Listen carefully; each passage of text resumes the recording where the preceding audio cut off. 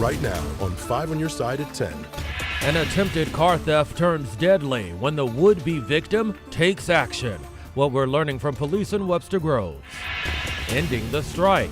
The tentative agreements on the table between United Auto Workers and Stellantis and Ford. And why union members at GM plants are still on the picket line. You gotta hold out to, get what you need and get what's right. Noticeably colder with a lot of rain, but once this clears out, much colder air on the way. Our first freeze warning of the season, what that means and just how cold it's going to get over the next few days. We begin in weather alert tonight as freezing cold temperatures are heading toward the bi-state. Good evening. I'm Brent Solomon. For a closer look at the weather first forecast, let's get right over to meteorologist Gary Frank. What a cold one, Gary. Yeah, it's cooling down pretty quickly, and it's just a 24-hour heads up. Exactly 24 hours from now, that freeze warning goes into effect, and that's what we're going to prepare you for. Right now, we have to deal with some rain, and it's much needed rain, but the temperature is well above freezing, and there is no issue whatsoever that we're going to see any liquid fall at the same time. The temps continue to fall. Our temps are holding steady overnight. You can see this big area of rain that has settled in, and there are some breaks in between, and that's where we'll take you here as we have some moderate rainfall and also a couple of breaks here that we've gone from downtown all the way to the airport, which we just showed you, and also back now from Herman, Warrenton, Sullivan, and Washington. These are areas where we're seeing light to moderate rain. This is a steady rain. This is an easy sleeping rain for you the rest of the night. And I think that we'll see most of this start to taper off to a light drizzle here. But look at temperatures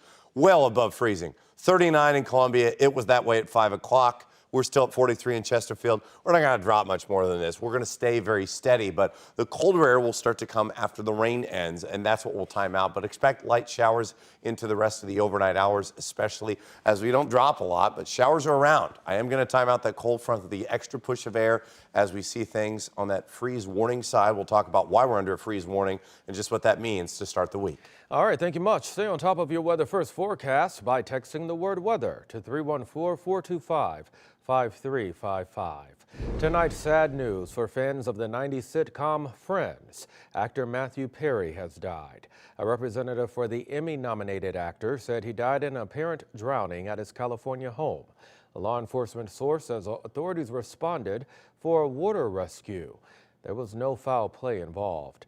Perry is most famous for his role on Friends as Chandler Bing, known for his sarcasm and one-liners. He was 54 years old.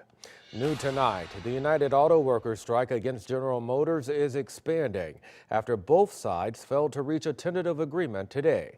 This comes after successful negotiations with Ford and Stellantis. 5 on Your Side's Diamond Palmer reports from the GM plant in Wentzville.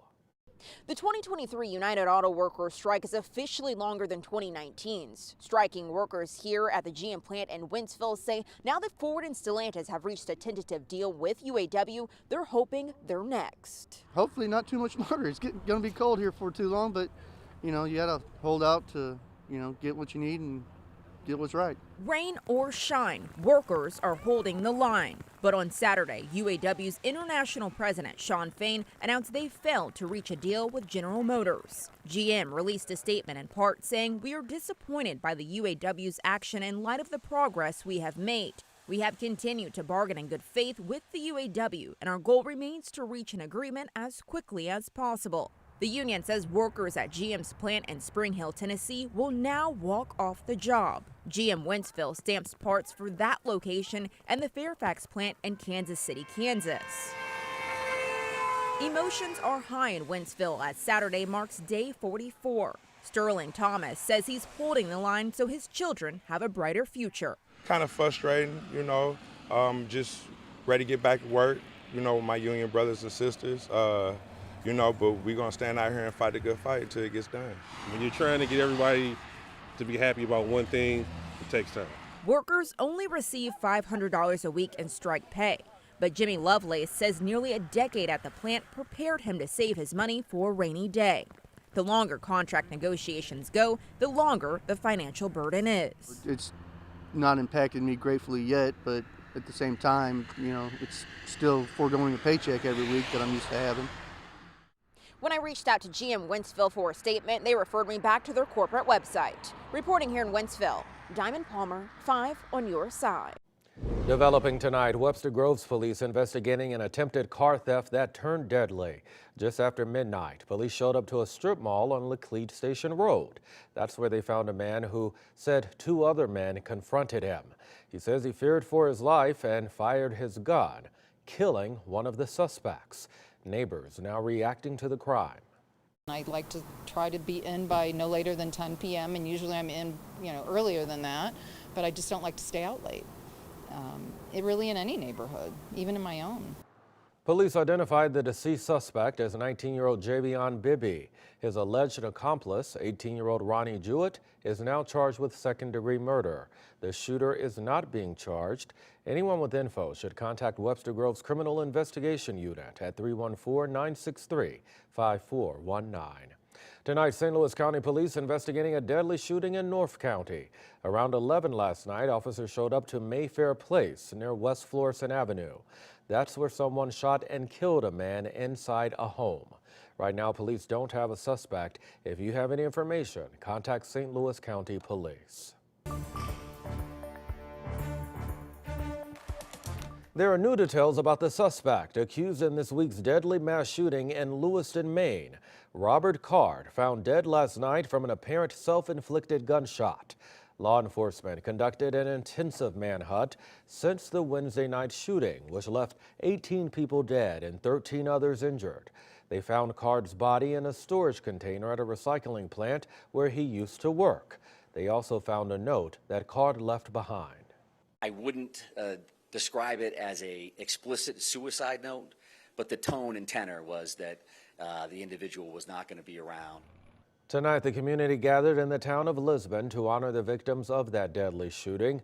Additional vigils are expected to take place over the next couple of days. Tomorrow, Kia drivers can better protect their cars by getting a software upgrade. The automaker is holding a weekend mobile clinic at the St. Louis Galleria, and that's to install an upgrade that restricts the car's ignition system if someone tries to start it without a key. The clinic runs from 8 a.m. until 6 p.m. tomorrow. To see if your Kia is eligible, look for this story under the As Seen on TV section of KSDK.com. Months after a fire destroyed a popular skate park in North City, there's now a push to rebuild it. A 4-alarm fire broke out at Skate Laborious back in June, destroying the church-turned-skate park.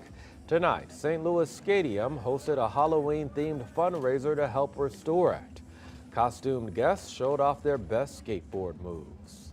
Some jaw-dropping stuff, the people out here in St. Louis do it big, so it's always entertaining, so never a dull time out here. Participants could compete for cash prizes for the best tricks. There was also a costume contest. All proceeds go to rebuilding.